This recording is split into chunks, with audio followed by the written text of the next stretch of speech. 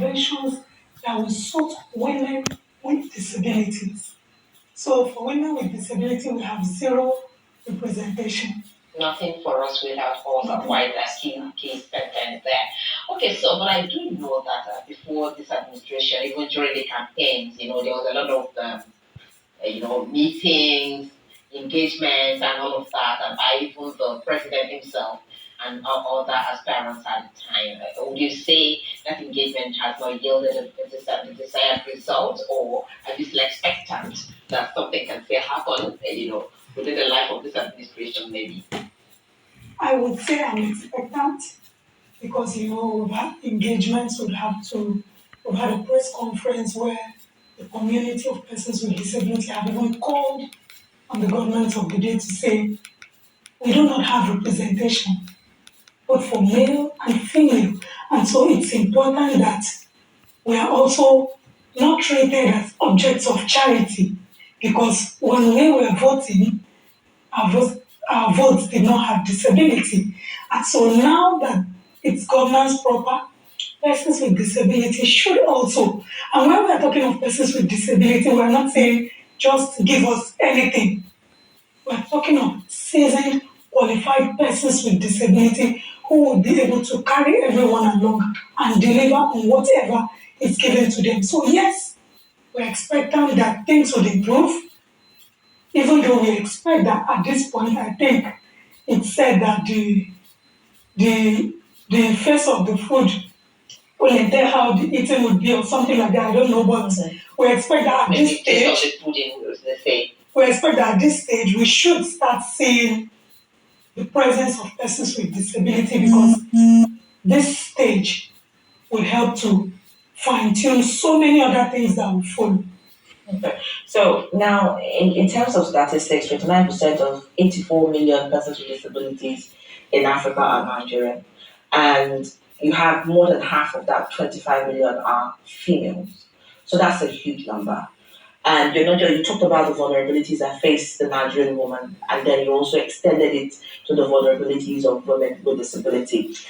The visibility for women with disability starts with storytelling, starts with engaging the media.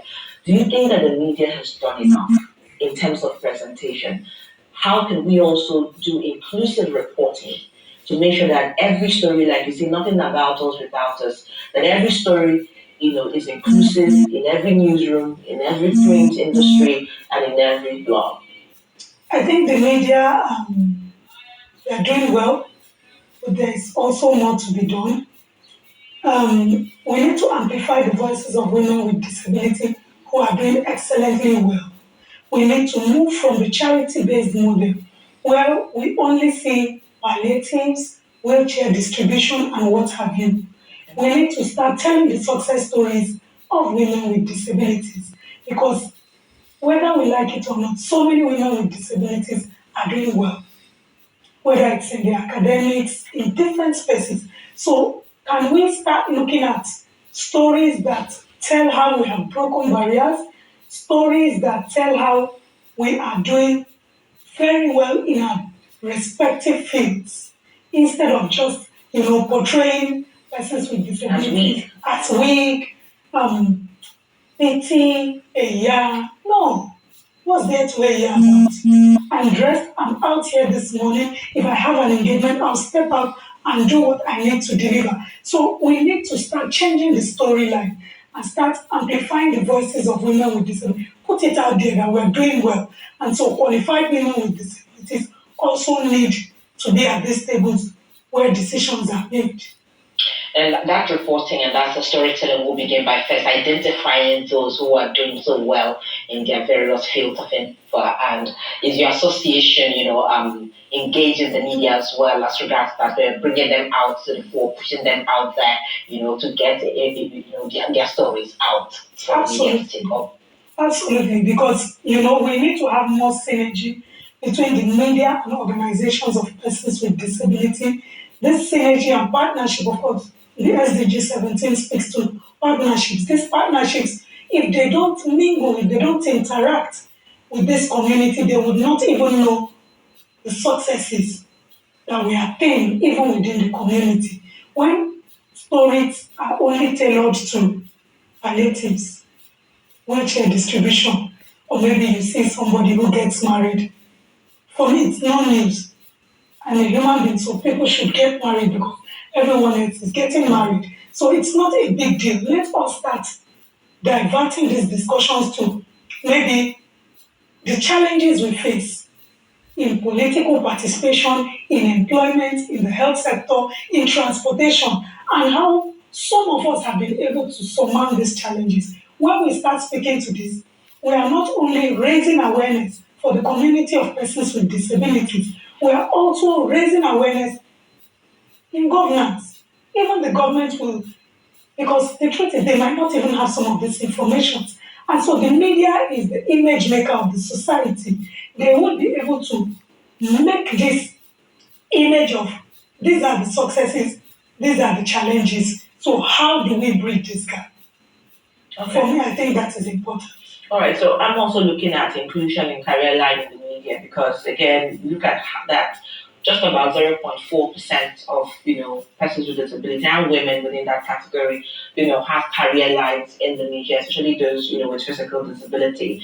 And again, that's the focus around the world right now. How do we allow women with disability and persons with disability to begin to take an earmarked role for them within the media space as on-air personalities, radio presenters, editors. So what can be done? Do you think it was first started by inclusive training and perhaps opening up the opportunities more to persons with disability and perhaps women like yourself? For me, I think we need more of inclusive training, raising awareness, bringing it to the consciousness of both the media personnel and even persons with disabilities themselves. And then from there, we would move because already we have a Disability Act, and the Disability Act says 5% of all employment has to be for persons with disability. So in that 5%, do you have a quota for women with disability? Or do you just leave that quota, or you don't even implement the 5% for persons with disability? I'm asking this question because you're going to be training, speaking to some Yes. reporters, female reporters, I think sometime next week.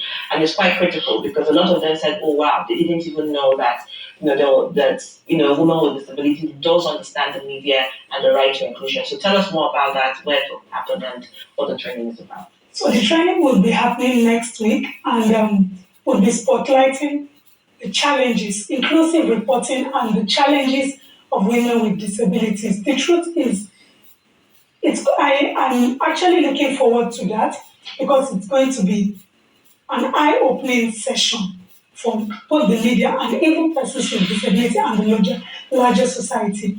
It's an opportunity to interact with the media, let them know that women with disability, I think either last year or last 2 years, the NAWOJ chairperson in Kano was a woman with physical disability. I don't know if she's still presently, but it goes a long way to speak, to say we have women with disability who are also qualified in these spaces. Yes, so we are not saying just put us there because we have a disability. No.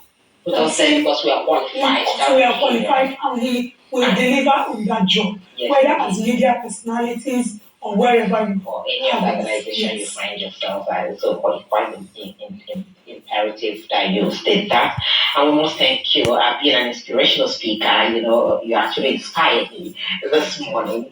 All right, we'll be talking about advocating for inclusion of women with disabilities in leadership. And we'll be joined by Susan Ihuoma, who is also an inspirational speaker, as well as a trainer in mindset change. It'd also be interesting to tell you that he is a polio survivor. You can see how radiant she's looking right here in the studio. So we thank you very much, and we wish you the very best in all your endeavors. Thank you so much for having me. All right.